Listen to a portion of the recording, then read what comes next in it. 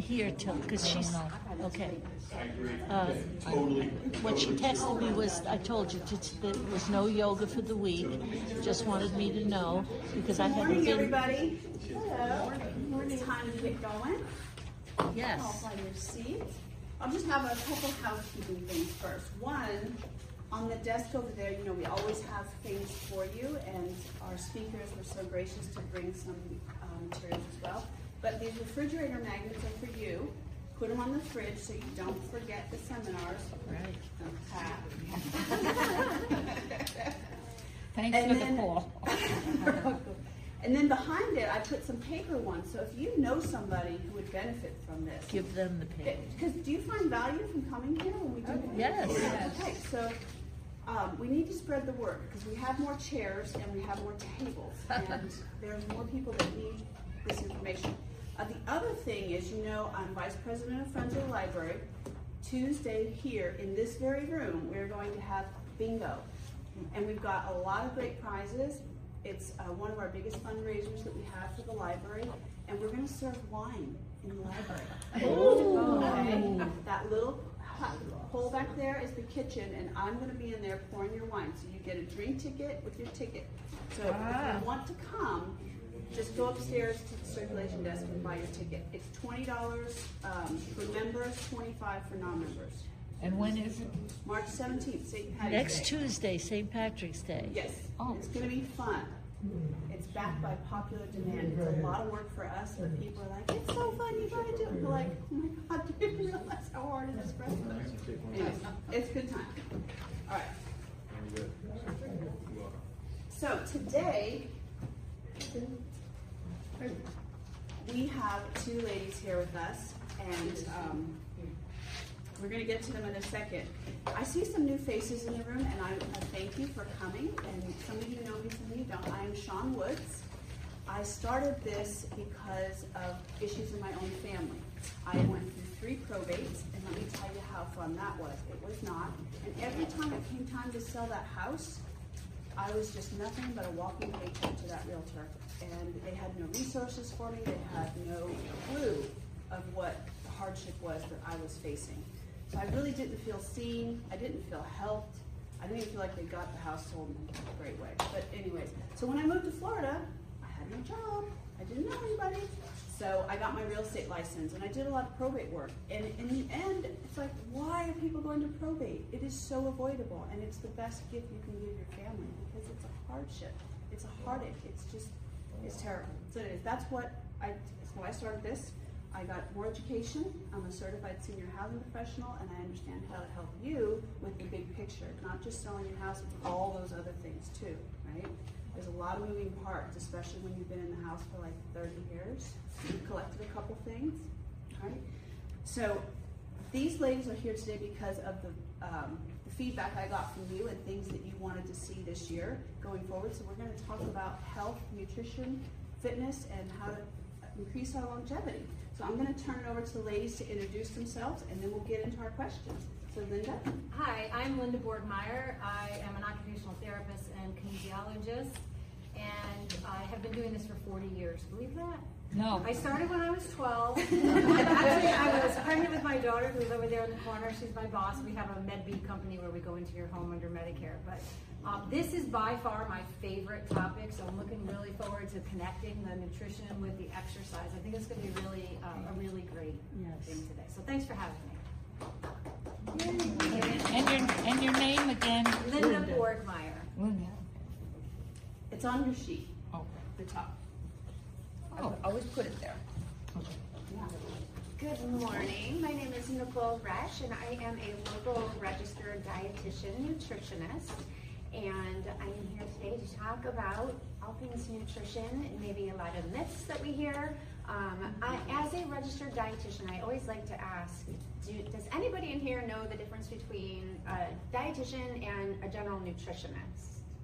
No. Education. Yes, education and supervised practice. So we are a part of an allied health profession, which means that when we go to school, we have to get at least a master's degree, and then we have to spend 1,200 hours of supervised practice in 3 different areas. One of them is food service, and my rotation happened to be in a rehabilitation hospital. We have to have a clinical rotation, so again, hospital setting, acute care. We get experience doing tube feedings, so the very clinical ends of nutrition, to community, and that's our last rotation. So in community, we could be working in sports, we could be working in schools, we could be working in, my food service rotation was in Port St. Lucie schools. So we learn all the ins and outs of all the requirements that the federal government puts on schools to have the components of meals for kids.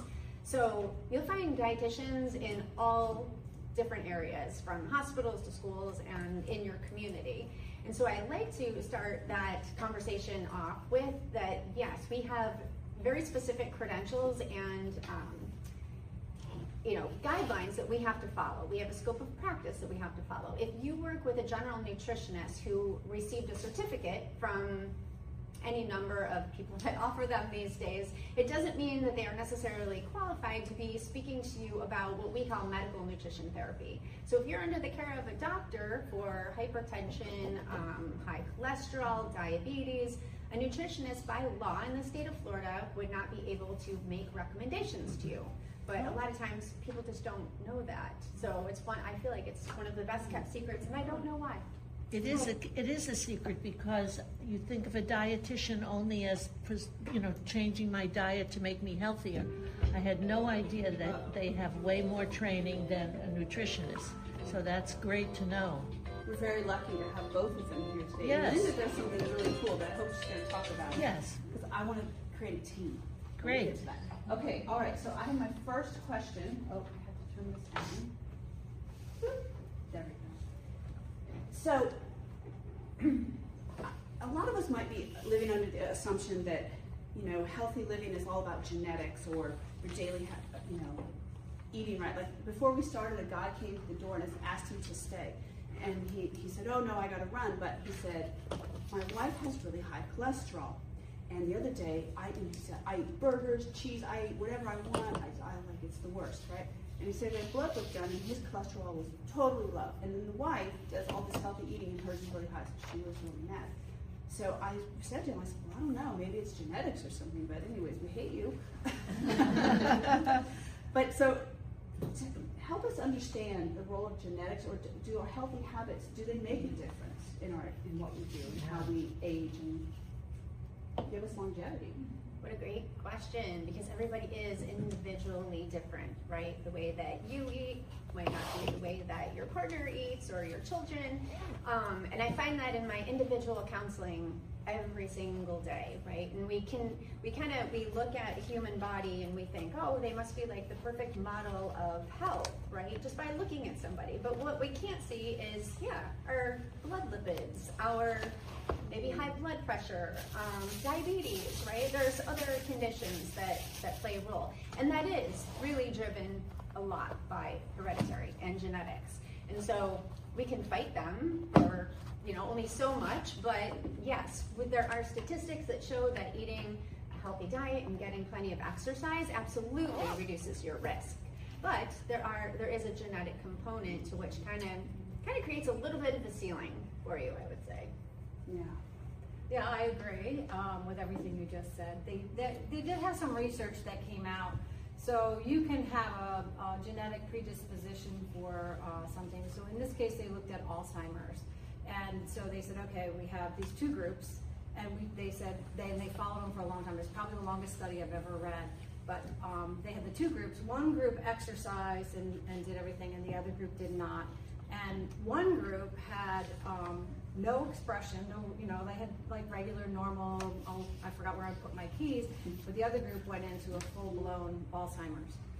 And so they thought, and the deal was they were gonna donate their brains after they passed so they could see what was going on. And the active group, they opened up the, I shouldn't say it like that. They checked the brains of the people who had the expression of Alzheimer's, and it looked exactly like they thought. They thought, oh well, that's okay, that makes sense. They didn't do anything, they had the expression, this is what their brain looks like. And then they looked at the ones that exercised and their brains looked, what do you think? Healthy. No! They looked exactly the same. They looked exactly the same, but it didn't express. So what's the difference? The people that exercise, people who exercise and tend to eat better, right? Except there was that one period of time where I was like, I can eat this because I'm going to exercise. But mostly people will do that. So I think there is a genetic component, but I think the biggest killer of all of us is inactivity. That we get to a certain age and we think, I can't do that anymore. I can't. We need to climb trees. We need to jump on trampolines. We need to do all those same things. So yes, there's a genetic component, but that doesn't mean that that gene has to regulate and come and express itself. You have some stress is another one. I think you could probably say even from a physical, dietary stresses. Yeah, you have to find. But we'll talk about that. I told you this is my favorite topic. I know it's not. Well, we don't need to stress and we don't need to worry. Right. There's nothing to worry about because worry changes nothing. Right? That's correct. Okay, so we often hear that movement is medicine, like Linda just said, but what types of movement are most important for seniors if they want to maintain strength, mobility, and independence? And I heard you talk about trampoline. I'd fall off. I will tell you that strength training, they're not lying. And it cannot be light strength training. It can't be like, I can do 20 of these. I had a patient say, you know what? I did 100 of these. I said, it's a pink weight. Pink weight is notorious to be a 1 pound weight. So that is a paper weight. That is not a weight that's going to make a difference. So you can undertrain because you say, and something is better than nothing. But so strength training, but also power. And that's something, if you are struggling to get up from the chair and you have to use your arms, you lost power in your legs. Super easy to get back. You just have to focus in on it. So, and of course, if you have strength and you have power, your balance is going to improve. It just is. And then you'll be more likely to do aerobic activities, walk with your friends and stuff, because you feel good. Your legs are nice and strong. You're not dragging your body through space because you're efficient, because you've made those muscles strong. So strength and power. I'll just share with you too. Many of you don't know, before I moved here, I had to have surgery on both legs, and I couldn't walk for a while. And I was using a walker, and I couldn't really get around. And I started gaining weight. I said, well, I really need to start exercising, but it hurt. My legs still hurt. So I got one of those mini rebounder trampolines. I'm like, this will be great. I can do it. Well, guess what? I got on it.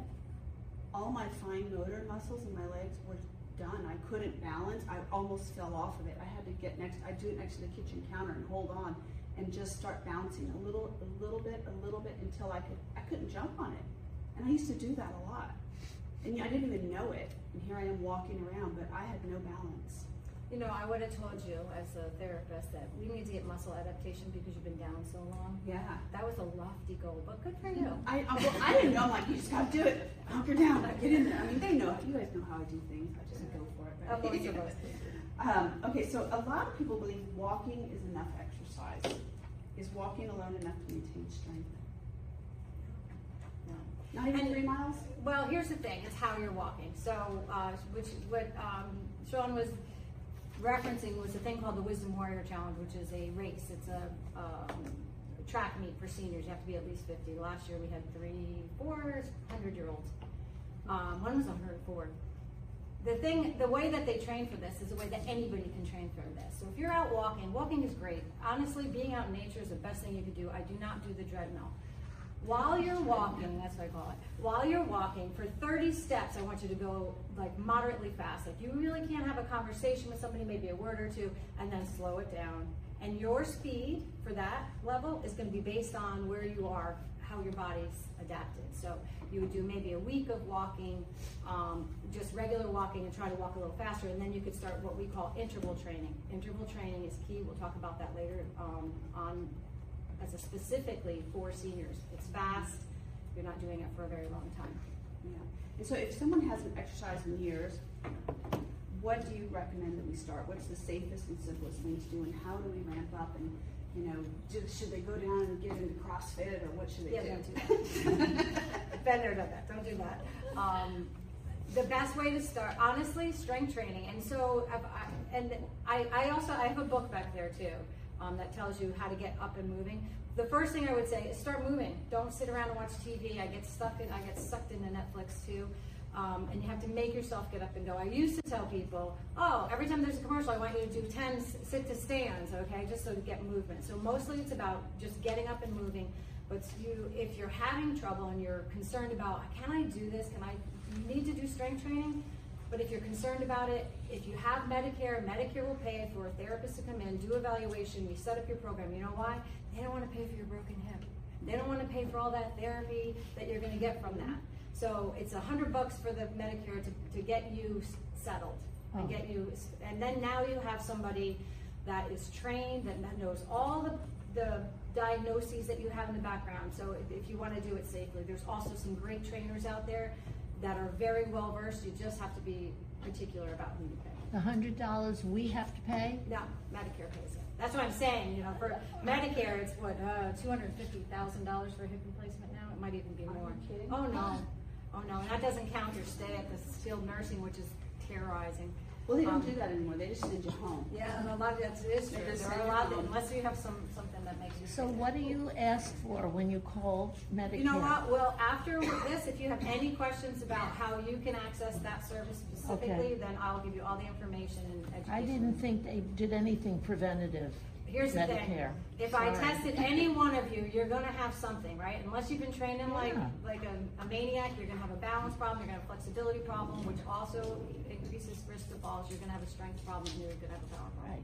And as long as we identify a problem, it's an in and out, and then, so as long as there's a problem, I can. That's really, look at, you never know what we're gonna get here. We get such great information. Yes. I don't understand what power, when you're talking So power like power, training. like getting up from the chair. You need power if you're gonna go upstairs. Think about it. When you go upstairs and you put one foot on, the entire body weight is in that one leg to bring the other one up, right? You have to have power to do that.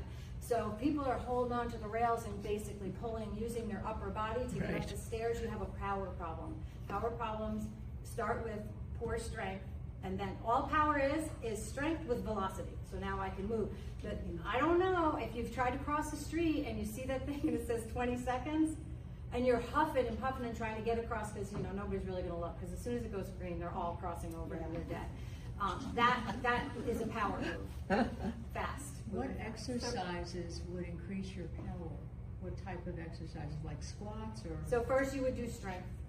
So you get your strength where it is, and then the next level of training would be power, and that would be ballistic movements, jumping on a trampoline. I have people jump just at their counter. We do sit to stands, pop up, and there's tests that do that see whether or not you're improving with that. So everything is tested and retested to make sure you're moving. There's lots of ways to do it. Wow. Whatever your fun way is. And just as she's talking, I'm like, whoa, I have no power. I need to sit to stand. You know someone. I do. Well, I do. Good. Okay, so a little bit more about this. One of the biggest fears we all have is losing our independence. And what physical abilities help someone stay independent longer? So obviously exercising. I'm going to repeat myself. Because if you have balance, you have power, you have strength, you have flexibility, you're going to stay. We have patients that we literally have seen since they were in their 80s, and now we're 100. And the difference is she makes an effort. Every week she has a program. Her favorite thing for balance is dance. Wow. I tell people, if you like to dance, just turn on the music and dance around the room. You're going to have moves, you're going to break moves that you didn't remember you had. Music is very powerful. And would that also help with their balance? Absolutely. That is my favorite balance exercise. And when they did a study where they compared a balance training, like the kind of training you're like, I want to do that, stand on one leg. Right. And then they compared it to dance, they had the same outcome. And dance is more fun.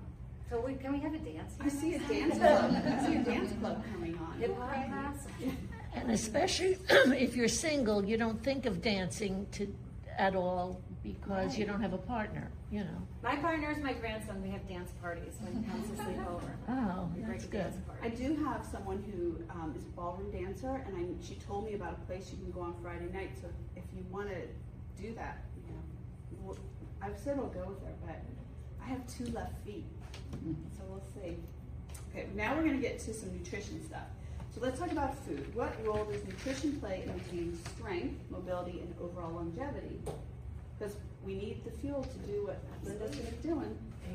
Exactly. So that's where we definitely play hand in hand, right? Because if you are looking to increase your strength, you're increasing your power, you're doing all this dancing now, your nutrition has to support that. And I mean, who hasn't heard of make sure you eat protein? Protein, right? It's a big narrative right now. Everything's all about protein. Well, a lot of this came from many studies that have said that as we age and as we get older, our protein needs actually go up.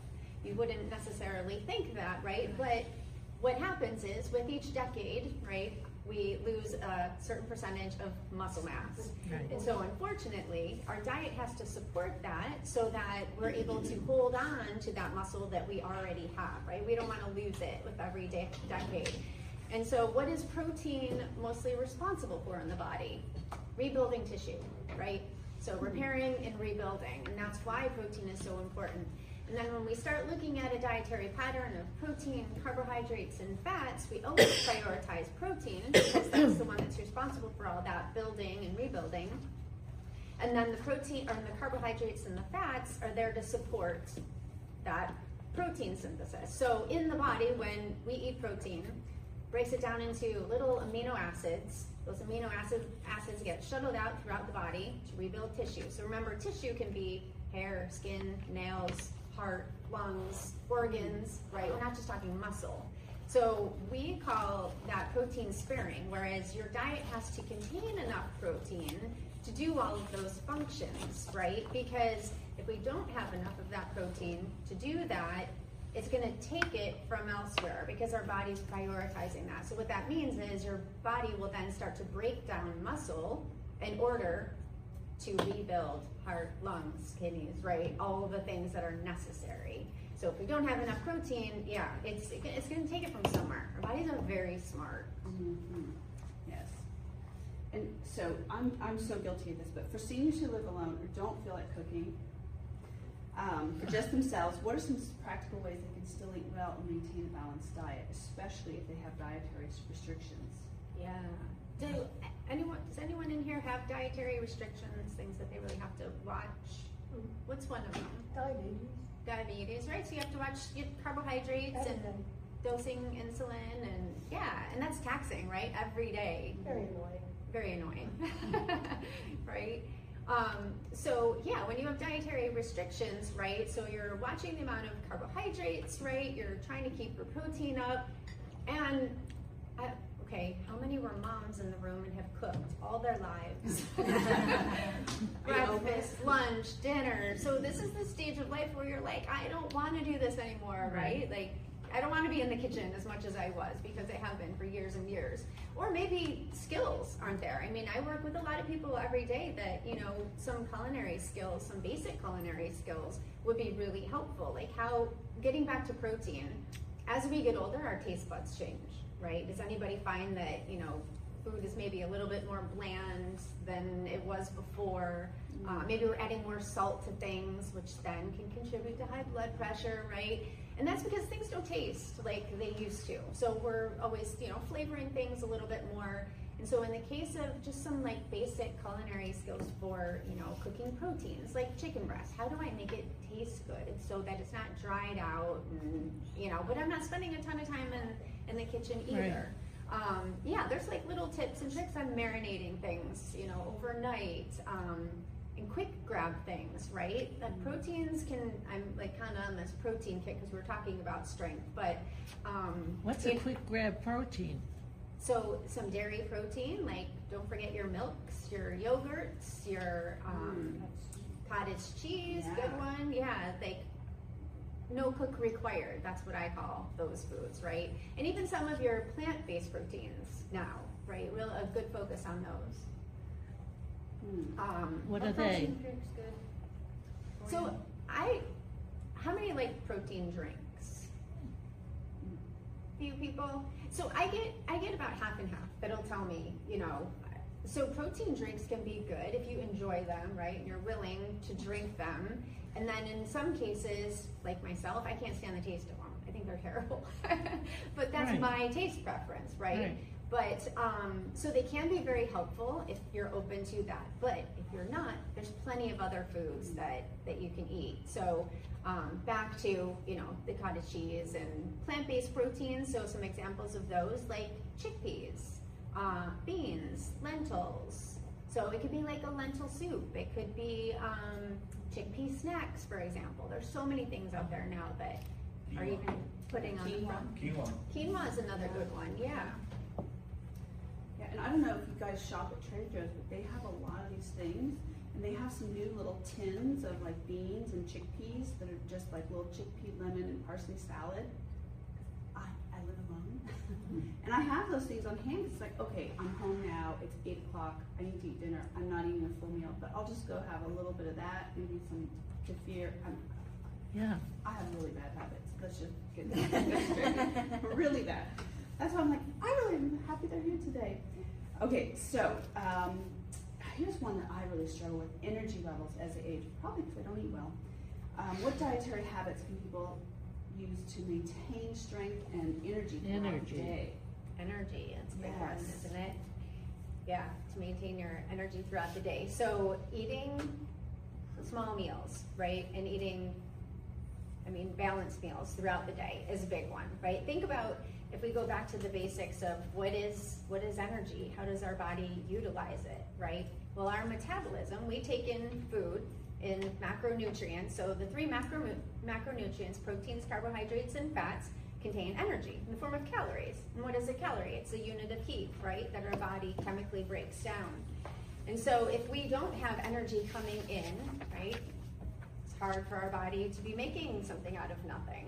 So having a breakfast in the morning, having lunch midday, having a dinner, right, and maybe loading your meals a little bit earlier in the day is really helpful, right? Because it's easy to be kind of busy in the morning as you're coming here, right? Coming to this talk, maybe you didn't have a whole lot to eat beforehand. It's easy for most people, and I say most people are really good like dieters up until 3 o'clock. Then the wine comes in, and then dinner comes in, right? Oh, she's fine. Is that a problem?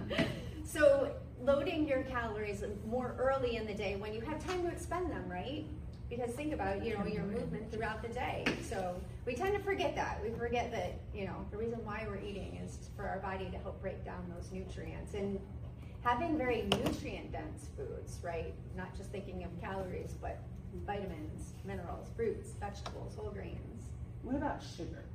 'Cause everyone thinks, oh, I'll grab a candy bar to get some energy. Yeah. What does that do to us? Very quick. So in the case of diabetes, right, she can attest to this, that what happens when we have a lot of sugar in a meal, our blood sugar goes really high, but then it comes down low, right? And so that high to low is where you find that energy dip, right? So once you go from very high glucose level and then your body's processing it, insulin drops down, that's when you're gonna feel. So that's the downside of having too much sugar in our diet, is you've got very erratic patterns throughout the day. That's what sugar will do. And something that I'm noticing now too, because I'm looking at my energy, is that a lot of the quick things I grab are loaded with sugar. Loaded. It's hard to avoid. And so I've really started looking at things differently, and I've realized, okay, maybe we need to bring back meal prep. So is that something you would recommend people do, to plan their healthy meals for the week? Does anyone look at the back of product labels, the nutrition facts label on the back? So you've seen where it says added sugars. Yes. At the last thing, they put the added sugar. After you think there's not a lot of sugar, in a different color, they print 20% added sugar. At the bottom, yeah. And so that's an important thing to remember, is to watch your nutrition labels. If you've ever measured, and this is what I do with people one-on-one often, there's an app that we have that you can just take pictures of your food, and it's gonna estimate with AI, Really? which is crazy. With AI, it's gonna estimate the amount of calories, the amount of sugar. If it has a label, it's more accurate because it knows, right, what's on the label. But I love stories, so I'm gonna tell this one story. I have a client who wanted to reduce her added sugars in her diet. She's a younger mom. Her day is really crazy. By the time she sits down at night by herself, she's like chocolate, chocolate, chocolate, right? So she said, one of the things I'd really like to work on is not having so much chocolate or sugar in my diet. And I said, well, let's measure that. Let's see where you're at right now. And so with this app, we did that. And so the American guidelines state that less than 20% of calories should come from added sugars in your diet. if you've ever gone through and tried to calculate that, or if you have calculated that and tried to make that work, it is very difficult. That's not much sugar at all. So if you start looking at the labels of things like anything from marinara sauce to, you know, things that you don't even suspect, you know, even breads and things like that, pastries and whatnot, you can blow that number out of the water with one meal, right? And so when we started kind of seeing where her sugars were coming from, she got a better idea of, okay, so now I understand where I'm going wrong. I need to meal prep more foods, right? So she'll spend Sundays where she'll, you know, put together some proteins, she'll put together some, you know, like sweet potatoes or some whole grains, and then some veggies, and then she'll make up her meals throughout the week, and that helped her to reduce her sugars in her diet. Nicole, what about the artificial sweeteners, and even like agave and what's the other one? High Monk fructose fruit. corn syrup. How does that play out with our Honey. sugar number? Honey. So all of those, so honey, agave, regular table sugar, all the carbohydrate, they're all the same thing, no matter what you call them. Okay. And no matter how Yes. nice they make them sound, they're still sugar, right? I didn't If know you're that. talking monk fruit, sucralose, all of the artificial sweeteners, those do not contain sugar and very few calories or no calories, right? So those can play a role. So in the case of, say, diabetes, right, those are very helpful foods because they really do have to watch the amount of sugar in their diet. But it all comes back to, I think, taste too, and using them in moderation. Tastes terrible. Yeah, I What mean, about stevia? stevia is a good one, so you can replace some things with stevia. But those are all artificial. So stevia and monk fruit are a natural sweetener. That's not an artificial Oh. sweetener. Okay. Yeah, all the They're packets. plants, right? Yep, out of a plant, from a plant.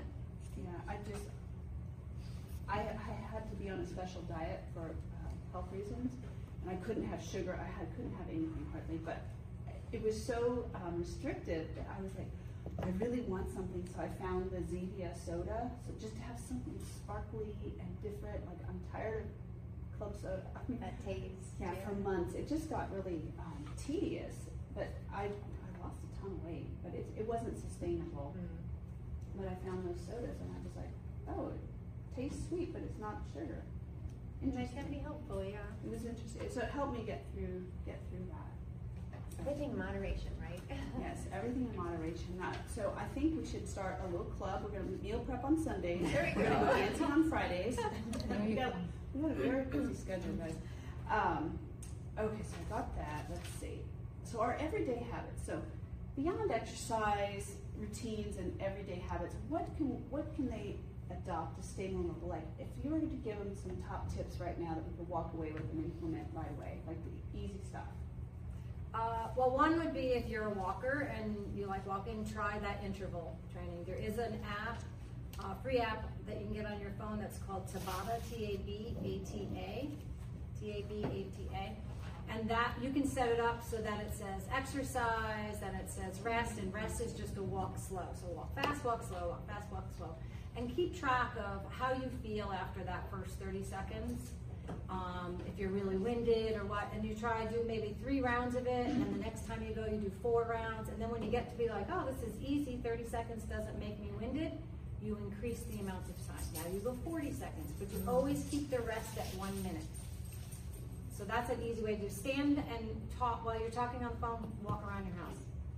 Don't sit and talk on your phone. You can, doing balance exercises, just try to stand on one leg when you're brushing your teeth. Now, if you trip and fall, not good. So keep your hand over, but try to do things like that, or standing tandem. You know what tandem is? One foot in front of the other, and just see how long you can do it. Those are just some really simple things that you can do.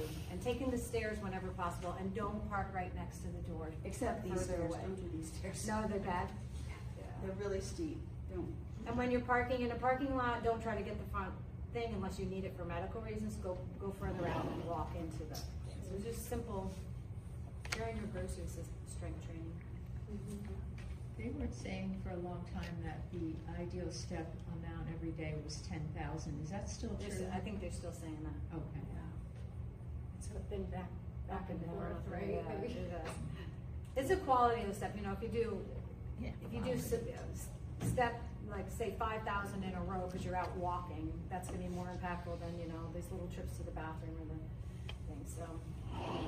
It was really made up to give us some kind of measure, some kind of target, because it got people moving. There was one time I was working in the senior community and I had to come in the middle of the night for something. I was a rehab director, and I saw my patient standing on the corner marching, and I said, "What are you doing?" And she's like, "I didn't get my 10,000 steps." I said, "Why are you standing in place doing?" I said, "We'll read it," because she was doing this. And she goes, "Well, I don't want to go too far away because it's dark." It can be obsessive compulsive too. Oh my gosh. There are easier ways to do it. The high intensity interval training, if you want to ask me questions when we do wrap up, I'll answer questions. Can you spell the name of that app again? I think I scribbled and I don't know. if I Okay, got it it's right. Pete, what is it? T-A, T as in Tom, A as in Apple, T-A-B. B-A, Tabata. T-A. C-A-B-A. Yeah, T-A, Tabata. it's Tabata, Tabata. I had it right. I don't have it right. scribbled. I wasn't sure if I was T-A-B-A-T-A again. Another TA. Oh, okay. Another TA. It's free, you have to, give information, but it's free. Yeah. That's all they want is your data. Everybody wants your If data. you can get it on your computer. I can't. Okay. So if someone only had 10 minutes a day to invest in their health, or nutrition-wise, what would you recommend them to do? Balanced plate at every meal. Doesn't have to be a plate actually, but every time this is what I teach to my kids. Every time you're picking something to eat, think, what's my protein gonna be? What's my fruit? What's my vegetable? And start there. Make it easy, right? Each meal, if you're pairing a protein with fruits and vegetables, you're getting your fiber, right? If you are eating protein, you're pairing it with your fruits and vegetables, you're getting vitamins and minerals, right? And even adding a whole grain to that.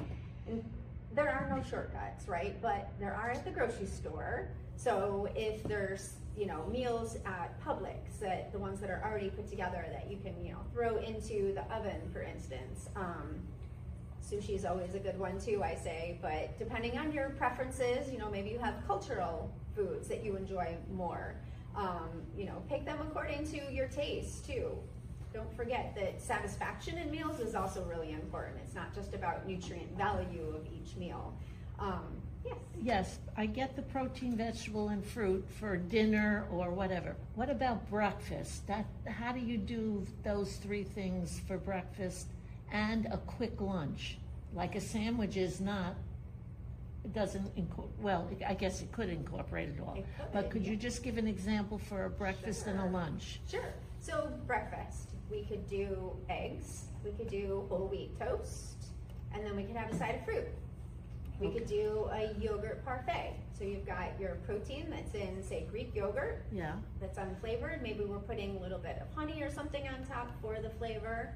We're adding in a sprinkle of granola for our whole grains, and then putting in some berries. Okay, thank you. You're welcome. How do you feel about avocados? Excellent. That's what I had for breakfast. Avocado toast, whole Yeah. wheat toast with avocado. You could do like the everything bagel seasoning on top. That's what my kids do Oh, yeah, that's very good. It's good. with an egg. More protein. Egg. How critical is quantity, the amount of the food that you're having, Portion sizes. portion sizes? Portion sizes keep calories in check, right? So calories do still matter. We don't want to gain weight, right? We want to maintain our weight. So portion sizes do matter. I love easy eyeballing things. So if you look at a chicken breast, the size of your palm is about 3 ounces. For whole grains or cereals or rice or anything, a cupped handful. That's about 1 serving. For dietary fats, I hate to harp on avocados, but they are a dietary fat, so they add up very quickly in terms of calories. So a quarter or a half of an avocado is enough.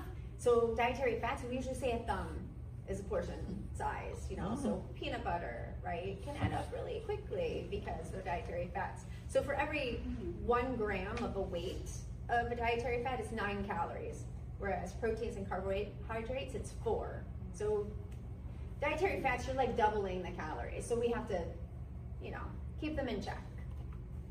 But great question. portions matter. Is You there have a quick place that we could go to look for what you just said, like portions, like the portion sizes and how many grams, so that you can kind of calculate what you should be putting on your plate?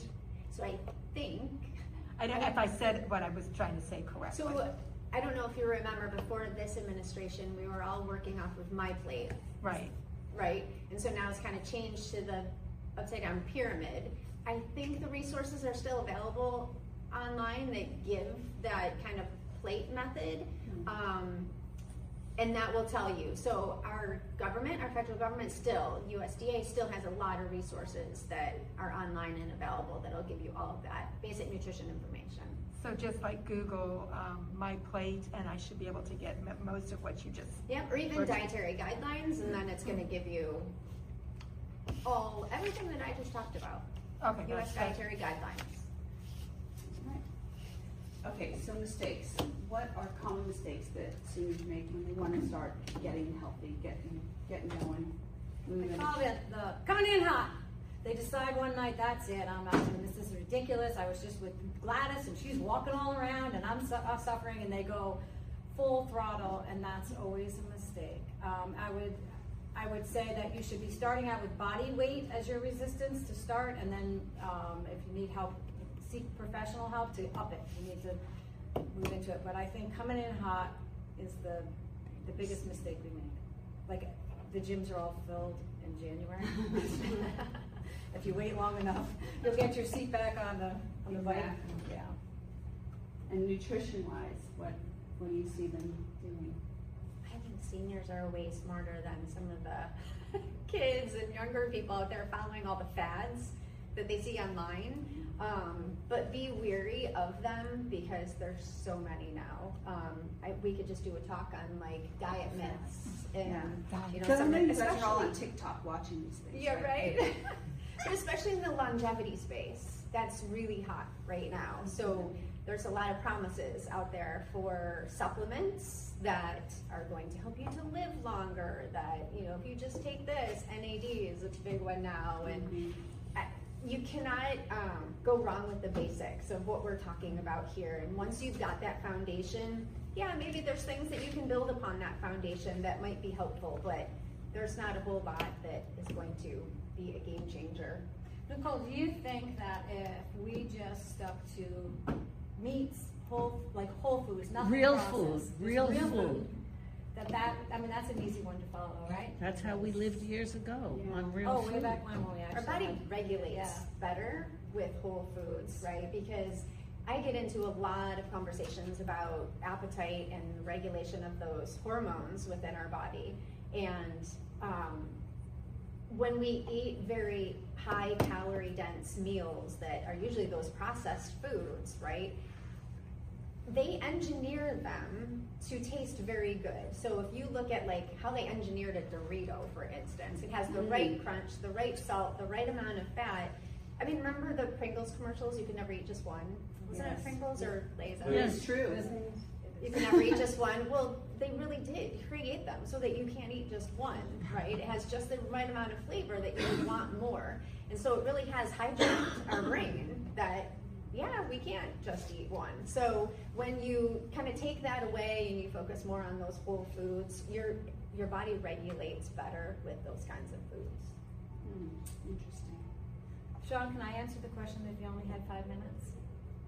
Oh, yeah. Okay, here's my 5 minutes. I was so really looking forward to this. Okay, all right. If you only had 5 minutes to do an exercise, you would do 3 minutes of strength training. So you'd go to your counter and do push-ups. You do squat to stands, okay, just for 3 minutes, minute and a half for each one. Then you would do, 2 minutes of fast walking. Oh, it was 10 minutes. Was it 10 minutes if you only had 10 minutes? Because I Yeah, had. they only had 10 minutes. Okay, so Because it's we all 5 have 10 minutes. Yeah, so 5 minutes of strength training and 3 minutes of balance work, just like, and make it fun. Do you guys remember doing the grapevine, that dance? That's a great balance activity. Walk heel to toe, do the grapevine, turn on some music and dance. And the 2 minutes of fast walking, just going around your neighborhood or your house as fast as you can. If you don't have 10 minutes, then that's a whole nother conversation. Yes, Marla? I was just going to throw in, I go to a place called the Exercise Coach, and we go for 20 minutes. Yep. And they take you from machine to machine to machine, and you don't pause between each machine. And you do strength training for your legs, for your arms, for your core, squats, and you're out of there. There's a lot of research. You know why it's not hard to do? Because you do arms and you do legs and you do core, so each one of those muscles that you just worked gets a chance to rest, and you go right in. So they did studies. They did studies with steady state training. You do 60 minutes on the treadmill versus somebody who does something just like that for 20 minutes, and the return was greater for that, and particularly in the aerobic capacity level. So your strength improved, your power improved, and your aerobic capacity improved. You know, it's a little pricey, but I find if I went to the gym, I would be pausing between each exercise. There's 5 minutes here and 5 minutes here, and I'd use up an hour. Whereas this way, I go in 20 minutes, bye, I'm on my way Some people home. can do that. You could do it all at home too. It's Yeah. super easy to do at home, but some people need the camaraderie. Somebody to go, get over. Yeah, we need that accountability. Yep. And a lot of you live in condos that have gyms, Yep. pools. You know, there's a lot of things we can be doing. I used to ride my bike around the neighborhood. Yeah. Yeah. So, okay, myth busting. Are there any myths that are out there that you are like, gosh, I wish people would know the truth? For the last 5 years of my life, I have been dedicated to this myth, busting this myth. And that is that just because you age, just because you took a trip around the sun, you are going to lose things as you get older. So we know from research that you lose 1 to 2% of your muscle starting at age 50 every decade. And that's if you do nothing, okay? That's if you do nothing. People think, I'm this age, I gotta go live in assisted living. My father-in-law did. I'm like, why? You can live independently. There is no point in your life where you can't turn it. So there is no point of no return. The thing is, you have to hop on the train. They did a study. This is gonna blow your mind. They did a study. The original one was only like 10 people, but then they did a follow-up study. 100 people that lived in skilled nursing homes. Now, if you're living in a skilled nursing home, you're pretty low functioning, right?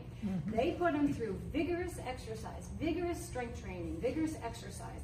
They increased their strength and power by 174%. 174%. This is some people too. In the first study too, they stated. So I don't know what happened in the 100 population. 2 of the 10 people didn't need a walking device anymore. There is no point, and the average age was 90. There is no point that you That's cannot important. make a change. The average age is 90. Because that's what happens. We feel like We think were it's a good when number. we were younger, and now we can't get it back. It has But nothing you're to saying do. you Now, can. your physical age has nothing to do with your chronological age. Correct. You either lean into that or you don't. So that's the myth I want to break, that you can That's do a this. big one. And there's so much information out there. In the back of that book, it'll tell you free exercises that you can, classes that you can take. I think it was sit, where the woman sits and the husband stands, and they do these exercises. There's so many free resources, AARP out there.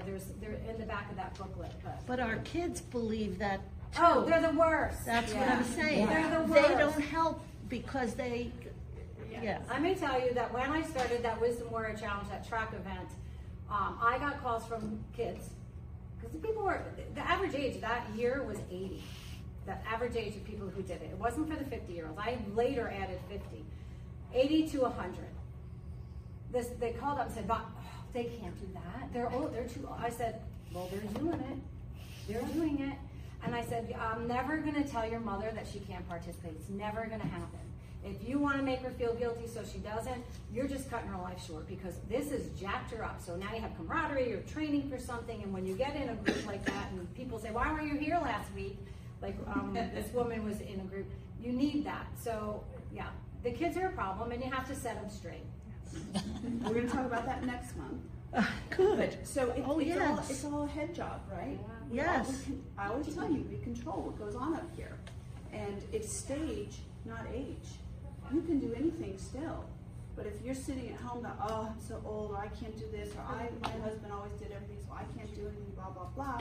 Well, that's the story you start living into. That is Yes. 100%, and actually that's scientifically proven. Yes. That people, when you internalize stereotypes, you become the stereotype. Because our brain wants you to be right. So when you say something bad That's about true. yourself, your That's a good way to put it. subconscious starts finding ways. Let me make that true for her. I'm going to make that true for you. And it's the self-fulfilling prophecy. I mean, we've heard all these things, but I'm telling you, it's true.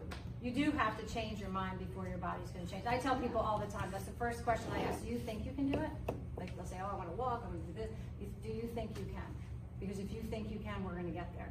I had a woman that said, I think I can make my arm better and I'm not going to have pain anymore, and I think you're the person to do it for me. And I was like, oh crap.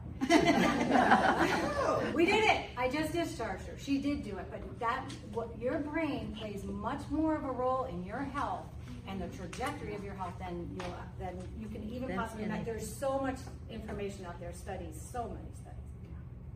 What's your myth? Same exact, but piggybacking off of that, it's no different with diet, because I'll have people that say, I'm just not a healthy eater, I just don't eat like that.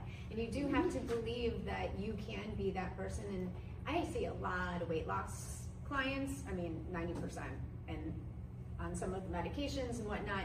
And I'm constantly telling them the same thing, like you have to believe in that identity first to make those changes. Like you can't be stuck in this old mindset of like, I just don't eat like that, or I've always eaten this way. You can change it at any point in time. And you have to believe that it does make a difference too. Because I think as a culture, we don't believe that nutrition is that powerful, but it really is. And our words matter. What we focus on expands. So if, I try to do it to myself a lot, like I get bogged down, but I'm like, okay, we're really getting a lot done. We had a great meal today. Just how you talk to yourself. Sometimes I sit and say, sometimes the things that I say in my head to myself, would I say that to another person? Never in a million years. Right? So think about that before you start telling yourself, I can't this, I can't that. Don't even say the can't. Don't even say but. I'm going to piggyback off of you because this has nothing to do with exercise.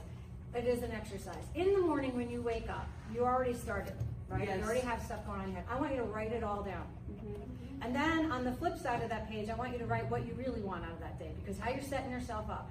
Because once you realize the tape that's rolling in your head, you're not going to accept that. And just like you said, when I ever talk to my friend like that, my kid like that, or that monkey mind. That monkey mind. Kick him out. Take that monkey mind out. Because when you just said something about but, and I just heard a sermon on that whole thing. A but statement is a negative statement. Correct. It is a negative statement. So instead of saying, I'm going to do that, but maybe the weather won't be good, or maybe I won't feel good. I'm going to do that, and I'm going, and. Yes, and, not but, and the and is the positive. The and but speak is the it into existence. The but is the negative. The and is the positive. Yes. That's a good analogy too. I'm going to go for a walk, And. and the weather is going to cooperate. It's going to be beautiful. I have a question for you. Have you ever done something that was like, maybe people say, oh, that's amazing that you did that. Yeah. Anything in your life, right? Yeah. And what did you have to do that? How much time did you spend thinking about how that was going to feel when you made it? I've done things that I shouldn't have been able to do. Hurdles is one of them. I ran the hurdles at 5 feet tall. If you build it in your, I know it's so crazy when I think about it now. If you build it in your brain, you spend time on it. I'm going to be healthy now. I'm going to live a full life. I'm never going to have to go to a nursing home. I'm not going to fall and break my head. I am healthy, strong, powerful. Yep. And you just keep seeing yourself that way, because you're right. None of my patients who continue to see themselves as weak and feeble ever got better. If they didn't change their mind, I couldn't change their body. That's it. We're going to change our mind first. Get a dog. Get a dog. Yes, we have dogs. Dogs cause me And our dogs are all friends. So any parting advice? Any parting advice? I think we've kind of covered a lot of things. I think the mindset thing is The really, mindset's very that's the first phase. It's amazing It's the that's first phase. And I've seen people decline rapidly because they're telling themselves that's what they're gonna do. It's amazing, you know. Part of the advice would be get support. Yeah, right? get support. And whether it's, here in community and coming together, I should have brought my mother-in-law. Yeah, I know. Well, that's what I'm saying, like, we need to fill this room because that's one of my limiting beliefs, is like, it's hard to get the people in here every month. You know, I had people lined up and they can't do it, and it's like, oh my gosh, it's very stressful. But we have such good information and we're not doing it to hear ourselves talk. We are hearing it because we want our community to be better. We want the aging to be reversed. There's plenty of people that want to keep you sick and keep you on meds and, make money off you, but I'm not about that. I want you to understand that we need to be healthy, we need to be fit, we need to move, we need to control our mind, we need to be in community. I mean, we've talked about it before, isolation kills. It's like smoking 15 cigarettes a day. It's isolation, being alone, and being in community. You can stay home but do something. People who I've seen not doing well, they go to rehab, they blossom. Right. Because they have socialization. It's true. And then, so there's a lot to it. And if we're gonna live longer, like remember we talked last year, we're living to 100 whether we like it or not. We gotta have a plan for that. Hang out. Like, I'm serious. If I wrote down on my thing, dance club, and maybe we're gonna do meal prep. I mean, we'll figure out a space where we can do something and learn how to actually put something together. And I've done Costco, bought a whole bunch of stuff, and we all just cook. yeah, because I need it too. And guess who else does? My friend Jeff. He needs it too. There's some of the churches will allow you to use. Oh, do you use a kitchen? Oh, that's neat. Yeah, so there's a lot of things that I would like us to age well together and Yeah. share wisdom. I think we have to get out of ourself. Yes. Yes. We have to get out of ourselves. We have to reach out to others. I mean, whether you're going to go read to somebody in kindergarten, or you knock on somebody's door every day to say, "Are you still alive and kicking?" I would do that. Yeah. But we need to reach out every day. We have to reach out to somebody else, because living in a condo, it sounds glamorous, but it's also like you're in an individual cube by yourself. Yep. And it's not as social as where I live. It's not as social as I would like it to be, but I'm not doing anything to make it better, so I can't complain. But we are isolated in this little box. Pat, you hit on something, because there's outside of, I focus in on the physical, but all the research shows that connection, volunteering is part of that. That's huge. When you stop worrying about yourself and my knee hurts today, and then you pay all attention to that, and you say, oh, I gotta go because I have a friend who delivers Meals on Wheels. She doesn't have time for her arthritis. She's gotta go and get out there. Stress management stress will eat you alive, and there's some really simple breathing techniques. That would probably be a good one to have, a good person to have in. Yeah. There's some very simple, it's breathing, because we're like, because everything is coming at us. Turn off your TV, watch the news only once a day for a finite amount of time, if you even want to. So there's the whole host of things. A connection to something bigger than you. It's really Very true. It's needed. It's essential. Absolutely. I liked your comment about moderation, with most everything. I think, we don't have to deny ourselves. If we like chocolate, for example, you can have it, but just limit it. It's limited. It's not every day. You limit it. Those types of things. The minute you tell me I can't have it, it's the only thing. And that's all I gotta have, right? If I want it, I'm gonna have it. I'll probably have a little taste, and I'm like, well, good, because I can do what I want. Well, that's the thing. I met a model one day years ago, and I said, and she was like super, super thin but healthy. She looked healthy too. And so somebody asked her, well, what do you eat? What's your diet? And she said, I have anything I want. So when we went out to dinner with her, I watched her, and she had like a tablespoon of this and a tablespoon of that. It was more about like the quantity of what she was eating, the portion control. So that's Worked for her. I learned from that. Worked for her, because her metabolism was probably slightly different than others. And I've seen a lot of food logs. I mean, that's all I do every day and I cannot stress enough that body shape and size do not always equate to nutritional habits.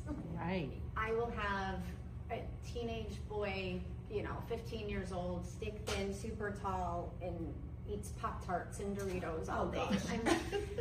It really is. It's a shame that we judge based on appearance, what we think people eat, and I couldn't be further from the truth. Yeah, because you can actually be all different sizes and be very fit. Yeah, absolutely. Absolutely. Are there any other questions we have? So, Linda, can you tell us a little more about Wisdom Warrior Challenge, when it is, who can sign So up? here's the thing. I passed it off to the timing company, so they're still working on it. So I'm actually not part of it anymore. I birthed it. I handed it to college because I was getting calls from all around the country. But you can look them up on Facebook, Wisdom Warrior Challenge, or on the website. But it basically was a track event for seniors. I do think that the YMCA, the local YMCA, is going to host one, and then anybody can join. Because that was the original intent. Okay. Where is there a local YMCA? Well, I know we're getting one here, but I think it's in Lake Worth. I want to say it's There's Congress. an annex at the college. I know that. Oh, they do. At Palm Beach State College, but I can never find it. Yeah. I know they're building a big one up here somewhere. Where? There's somewhere in Jupiter. They're at the beginning stages. So 5 years from now, they'll be in the building. Yeah, we need it before that. So our next slide isn't working, but our next seminar, you have those sheets. I think it's April 12th, and we're going to have someone to come talking to our children, and not only about our wishes, but the fact that I want to join April 9th. April 9th. A challenge. April I want 9th? to exercise. I want to do things. We need to get our kids on board because they're worried about you. They don't understand. They're young. They've got it all. They don't have a clue what it's like to age. They're going to find out though. We'll fix that. I mean, you start hey, that didn't hurt before. But, I think that just having to talk with them, but the biggest one is around your wishes and, how you want things to go. And the whole point is that we want you to maintain control as much as you can. So that'll be in April. And your ticket out of here is your evaluation sheet. Jenny will bite. Okay. You train Jenny to bite. There are some handouts back there about how some of the exercise protocols, like if you're trying to build strength, behind those books, if you want, that are in that little basket, feel free. And there's also things grippers to open up the can. Yeah, and Nicole has her card there too. It sounds like she has Those a are great grippers. card. Those are grippers. I thought they were coasters. You know what? Both. Somebody used it for a coaster. It's I saw it at both. my patient's house with me. Oh, It's both, and it can be used as a hot pot. You put stuff on your table, it'll block the heat from running your table. oh, She's the boss. that's better than. I don't even know what I I ordered them, so I know it does all Well, work. thank you all for coming. We're grateful for you every month. Spread the word. you. Keep this That was excellent, and yet we knew they're focused back to basics, and that's where we have to go. That's true. Great job.